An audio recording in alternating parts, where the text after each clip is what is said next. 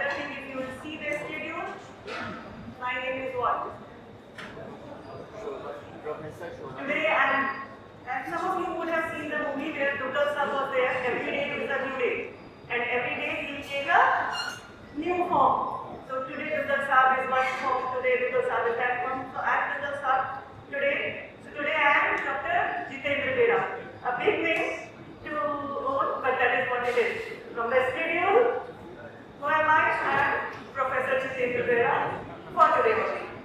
Okay, but that doesn't say what I do, because Dr. Bera is pure chemist and I am Jacob.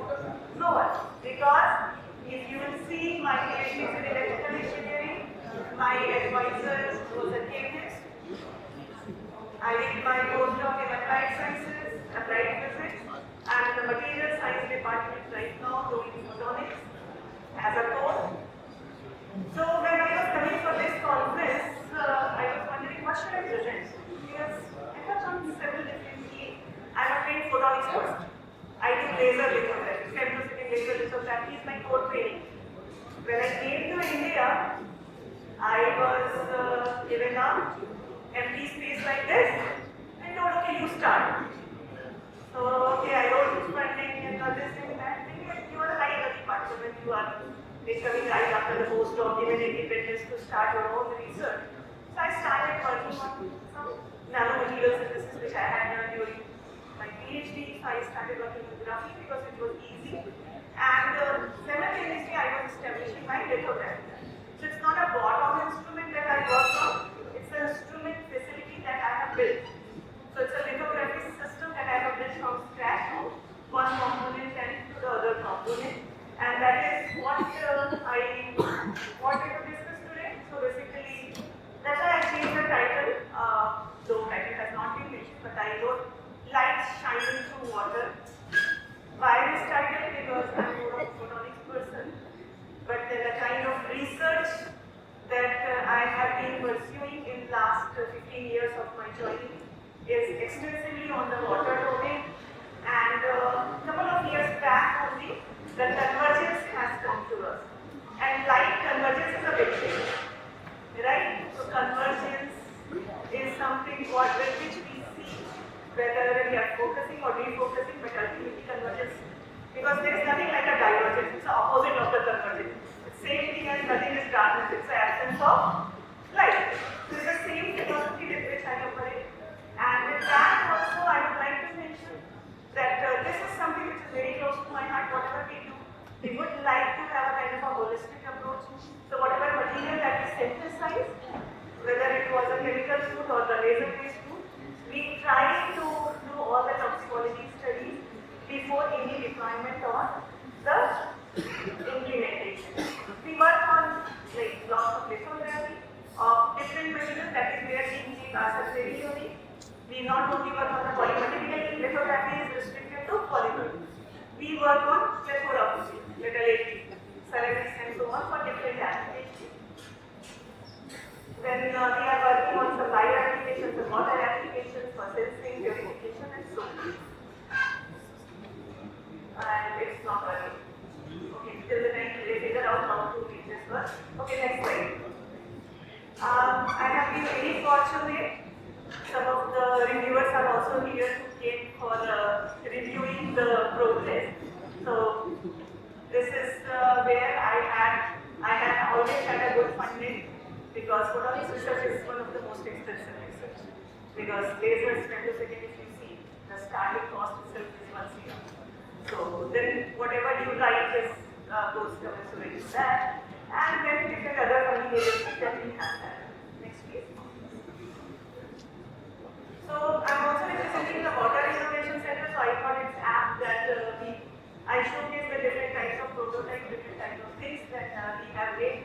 So not only the mapping, but also different sensors, such as magnetic metal, resistors, and so on. Along with that, lots of purification using different technology. Whatever is shown here is not only developed by me or my lab, but also the entire contribution from the Water Innovation Center. And we have had lots of field deployment, social work, and which has got sufficient coverage through different areas. So we have different hats. So not the Google Star is but different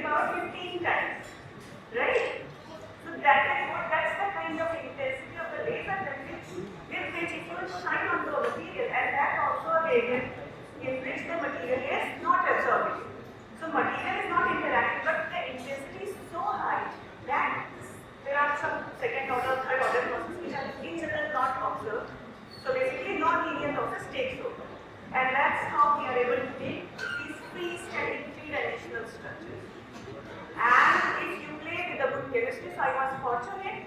My training has been in physics, chemistry, electronics, and all over the domain, and that's why I could use this fascinating tool, which again I would like to mention we have developed in India. It's a vacuum-less process, clean room-less process, and we have used it for making nanometers, multimodal nanometers, then different applications like metamaterials and photonic crystals, micro-QR and so on and so on. Convergence is what I started, that is where I head now. Next please. So this is what I was working on, so I made graphene and other 3D materials, and in due course of time I made some quantum dots which were very specifically absorbing certain or interacting with certain heavy metals. So at that time mercury was an issue that was given to us as a common statement by Ministry of Fisheries. Thank you. Okay, that stays 2 minutes to 2 minutes. So that's why, thank you. So that's why we made those quantum dots immobilized onto a 2D material substrate. So 2D was conducting, quantum dot was absorbing mercury. You have mercury, and that's where you are showing the selectivity, works in different ways. And we developed lots of prototypes from that tiny strip. Next please. So we have made different versions. One student was very enthusiastic, he even took up the fish. So Ministry of Fisheries project, at least we have to show something in the fishes as well, not only water. We got it, separated blood plasma. I will not read this because this is I'm leaving it to you to read it. Why? Because I don't want to finger point at any one, and especially in Bombay, things are crazy. Mithi River is the cleanest river. Similarly, our Bombay Lake is the cleanest one. But that is the fish that was caught in that one, and that is where we measured it. One more thing I wanted to tell you, we always kind of calibrate our substrate with AS and ICTS. So whatever you are seeing is the real data. And that is what we made. Then what we saw, next is right. Convergence is the part, so we were already making it. But whatever the strip you are making, these are producing the secondary and the tertiary polymer. Whatever strip you are showing, whatever the waters ultimately they are all getting created, creating another paste. So in order to address that, I having a background in the lithography, we are making so tiny sensors that you just need to put a microliter drop of water, and in this kind of 1 inch by 1 inch strip, you can do thousands of this. And that is exactly what you are seeing here. And we can do kind of successive testing, interference, specificity, all those things are there. This is what you are seeing. Right, you just need to put a drop of water, put it under the fluorescence sensor, IR sensor or microscope, and you can detect it well. So these are the 2-3 different technologies that I thought I will show you, but if we don't have time, because last 1 minute is left, I will run a compendium technology video. So what we have are lots of purifiers, sensors. So what you are seeing here is a graphene foam which exclusively absorbs oil, and not only the floating oil or the water excited, the oil that is emulsified, and that's the uniqueness. That's what in the video I wanted to show. Go to the next slide and please run this. So this is the compendium of the different technologies that have been developed in my lab. If it runs. No, run the video.